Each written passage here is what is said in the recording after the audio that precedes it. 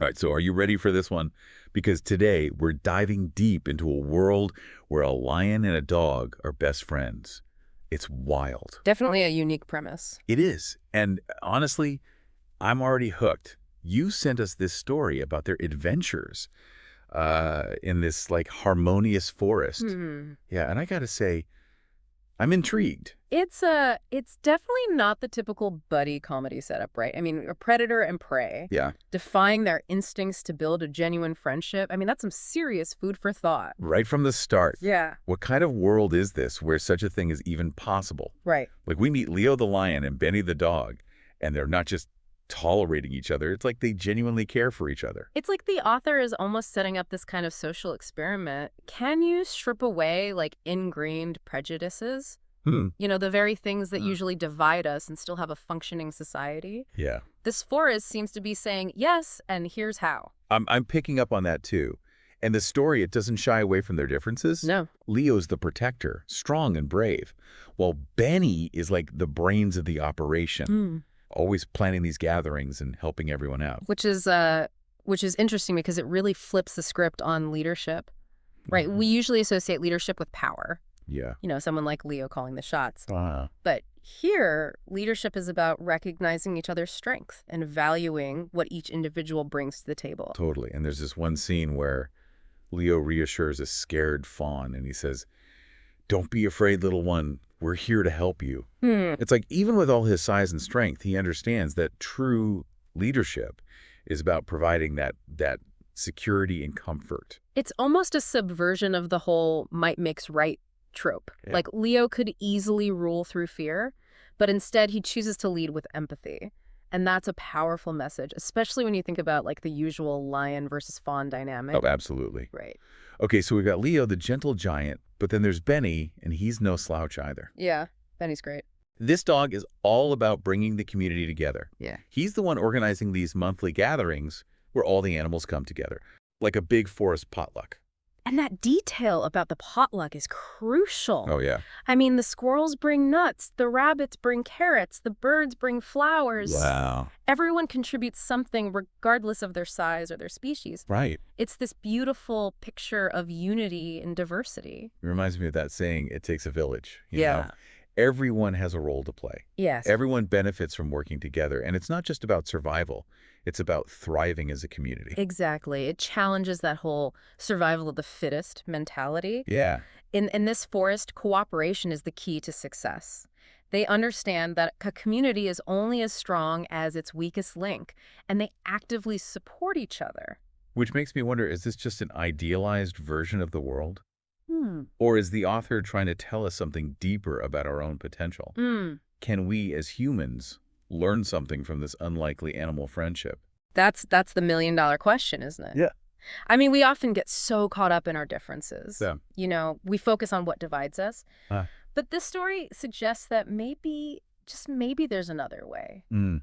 A way where we recognize our differences as our strengths. Yeah. And that by working together, we can create something truly extraordinary. I'm totally with you on that. Right. So we've established that this forest is a pretty unique place. Yes. But like any good story, there's got to be some conflict, right? Of course. Gotta have conflict. And that's where the storm comes in. Yes, the storm. Yeah. Classic narrative device. Gotta test our characters, see what they're really made of. Yeah. I'm curious to see how this seemingly utopian society handles a crisis. Right. Does their unity crumble under pressure, or do they band together and become even stronger? Let's find out.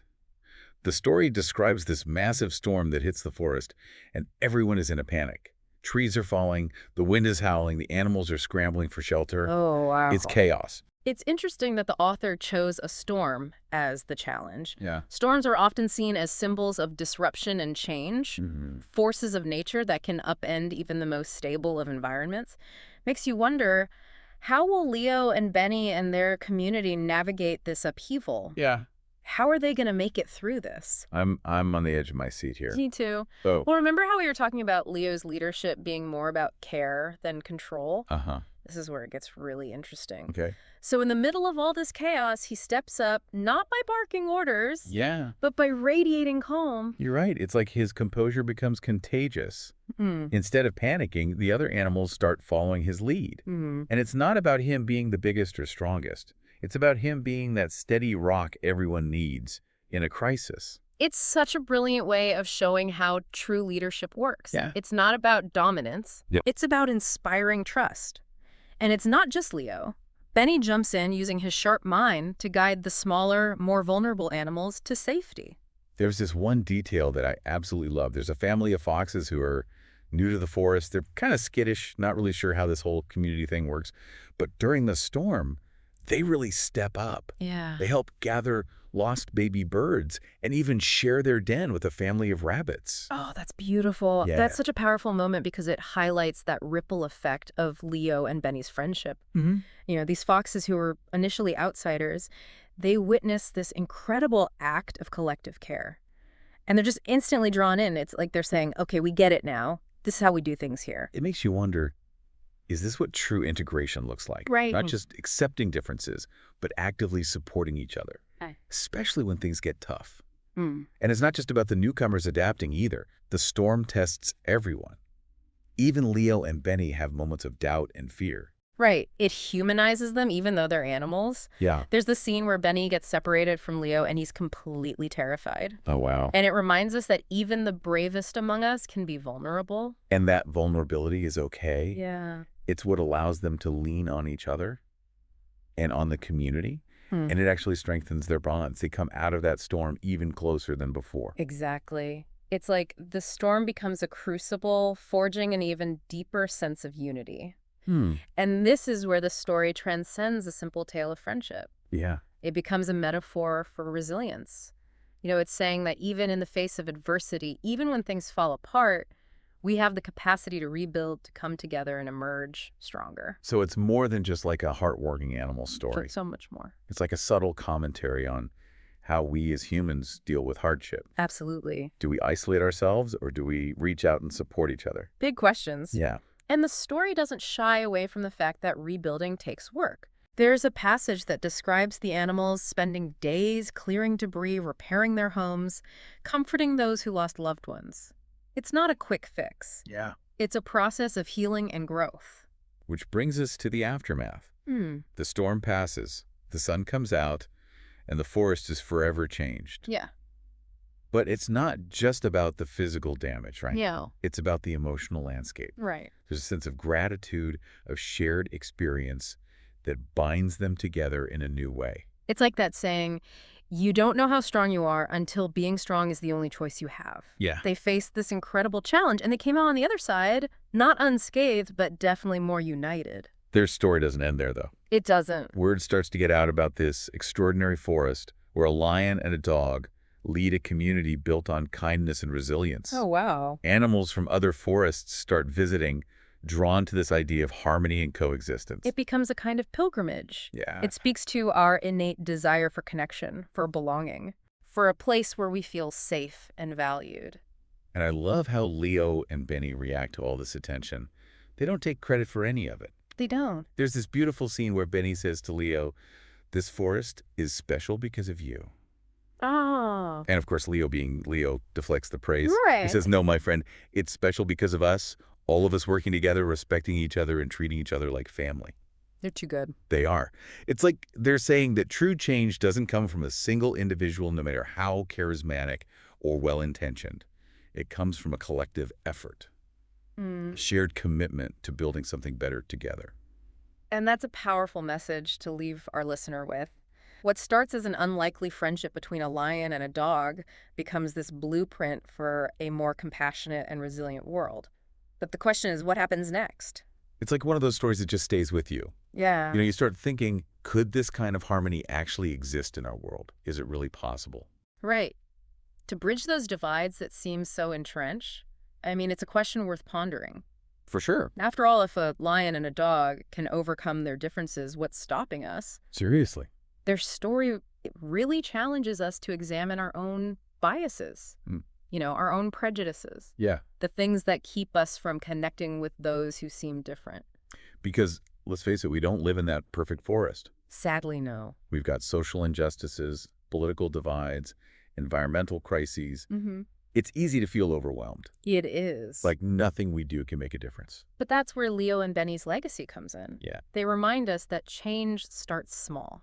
Mhm. It starts with building relationships, extending kindness, recognizing our shared humanity. And it's not about ignoring our differences, it's about embracing them, Exactly. seeing them as strengths rather than weaknesses, understanding that diversity, like in that forest potluck, it makes the whole community richer and more resilient. What I find particularly inspiring is how they empower others. They don't hoard power, they share it. Right. They create a space where everyone feels valued and has a role to play.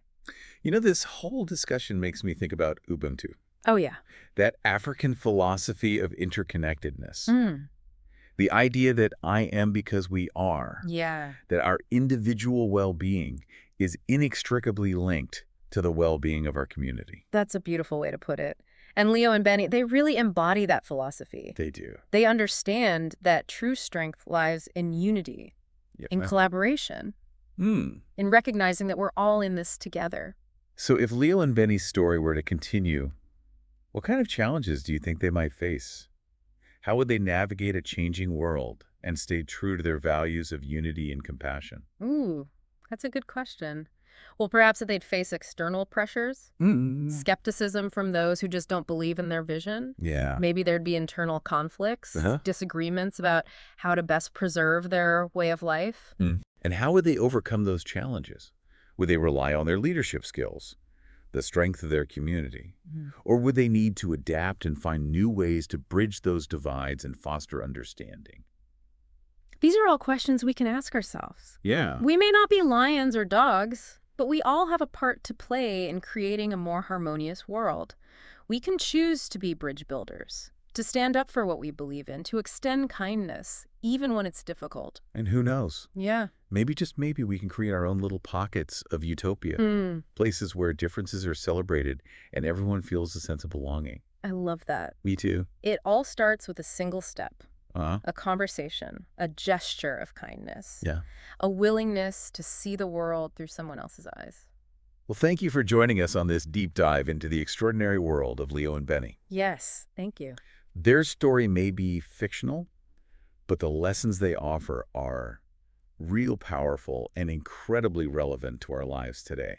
It's been a pleasure exploring these themes with you. Likewise. And who knows, maybe the next time you encounter an unlikely friendship, you'll be reminded of the incredible potential that lies in embracing our differences. Beautiful.